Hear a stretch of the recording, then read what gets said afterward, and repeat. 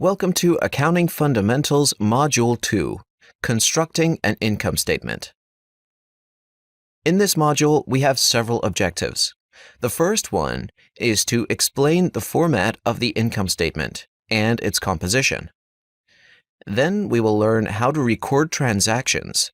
Finally, based on those transactions, we will be able to prepare a simple income statement together. Let's jump in and get going. Now let's move on to look at the income statement.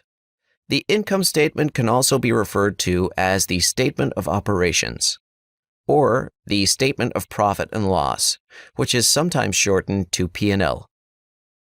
When you think about all of the transactions that a company records during a period, you can see why it's necessary to have a statement that's dedicated just to the operations of the business.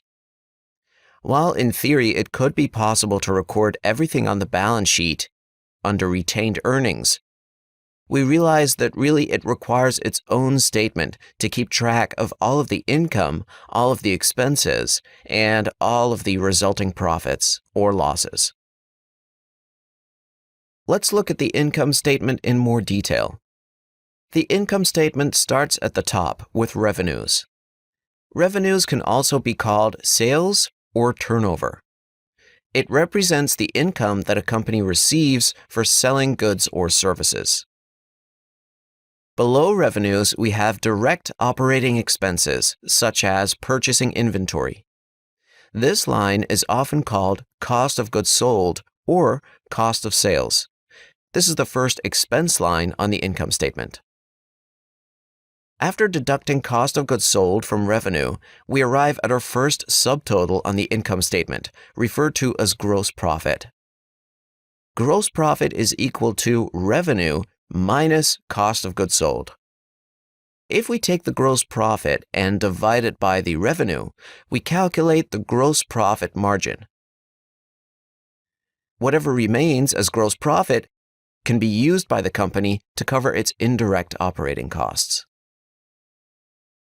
Next on the income statement come the indirect operating costs. These include things like research and development, administration, selling, and distribution. Several of these line items may be grouped into one, sometimes called selling, general, and administrative expenses, SG&A, or just general and administrative costs, G&A. If we take revenues and deduct the direct operating costs and then deduct the indirect operating costs, we arrive at the next subtotal, operating income. The terms profit or earnings can be used interchangeably with income. Operating income is often referred to as EBIT, which stands for EBIT, earnings before interest and taxes. Below the operating income line on the income statement, we can then deduct the cost of debt financing. This includes interest expense and bank charges. After deducting the cost of debt finance, there is often another subtotal for earnings before tax. Below that, taxes are deducted, and finally, we arrive at net income, the bottom line. Net income can also be called net earnings or net profit. This is the bottom line of the income statement, which then feeds into the retained earnings account on the balance sheet. Now, let's create a full income statement using our previous balance sheet example. On the left, you see an extract from a balance sheet in the previous section. All of the items that we are going to track on the income statement will ultimately combine to create the account that flows into retained earnings, which is net income. We start building the income statement by first adding in the total revenues of 90, then deducting the cost of those sales, that is the direct cost of 60. And from there, we arrive at the subtotal of gross profit of 30. Next, we're going to deduct all other operating expenses. As you recall from the earlier example, the only expense we had in this simple example were salaries of 20, so we will deduct those. As we mentioned earlier, all other indirect operating expenses may be referred to as SG&A or simply G&A. After netting out the salaries expense, we arrive at the operating profit subtotal of 10. Finally, we deduct the interest expense of 3 and the tax bill, which in this case is assumed to be 0. The resulting net profit after deducting these final expenses is 7. And 7 is what flows back onto the balance sheet as retained earnings. You can see why the separate income statement is absolutely necessary, as it would be near impossible to track all of this under the retained earnings account on the balance sheet.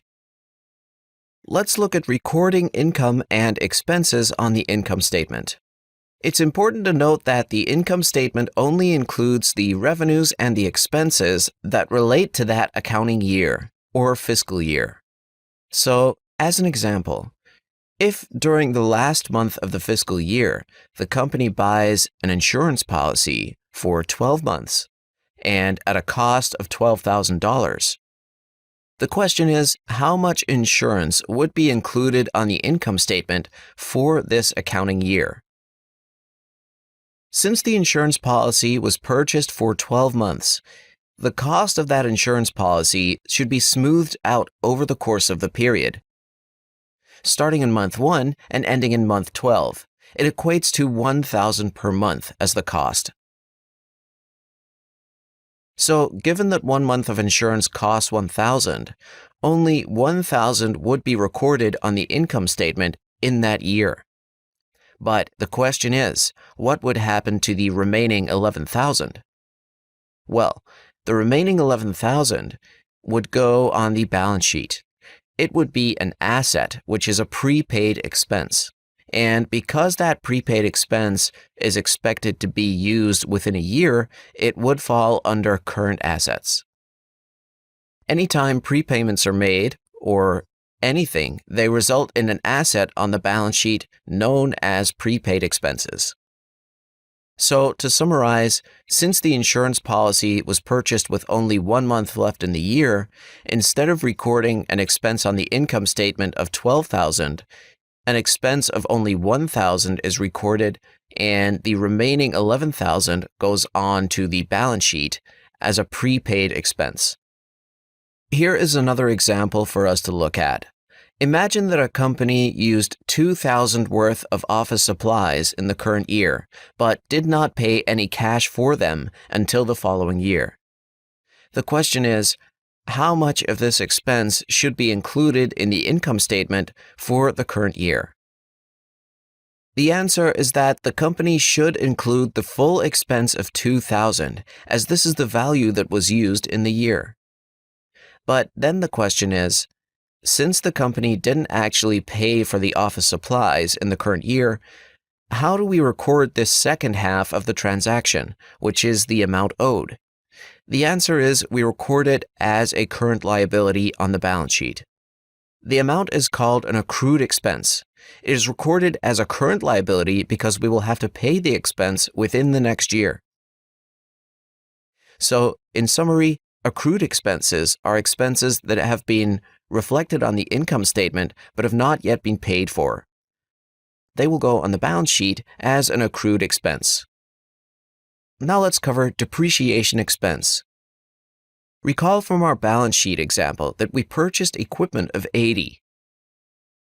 This equipment of 80 was recorded as a non-current asset under the heading Property, Plant, and Equipment. Now, let's assume that the useful life of this equipment is 4 years. Let's also assume that we could allocate the usefulness of this equipment evenly over 4 years.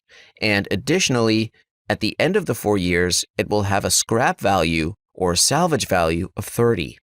So the question now is, how would we account for the reduction in value of the equipment as it's used in our operations? Well, the answer is that we would record an expense called depreciation that would spread out the cost of this equipment over its useful life. Let's look at depreciation in more detail. On the income statement, we record a depreciation expense. We calculate that expense by taking the purchase price of the equipment subtracting the scrap value at the end of its life and dividing it by the number of useful lives that it has.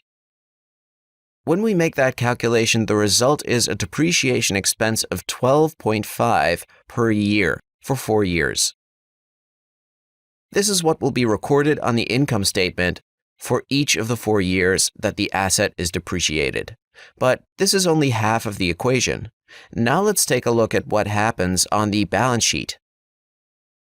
On the balance sheet, we have to record a property, plant, and equipment balance. In order to record the balance, we take the initial purchase price, reduce it by the depreciation expense, and we get the closing balance that will go on the balance sheet at the end of the first year. Then in the second year, we start where we left off the prior year. We again deduct depreciation expense of 12.5, and we get a closing balance in year 2 of 55. In year 3, we follow the same pattern, taking the prior year ending balance, subtracting the depreciation expense, and getting this period's closing balance, 42.5. Finally, in the last year, year 4, when we deduct depreciation, we arrive at the scrap value of 30.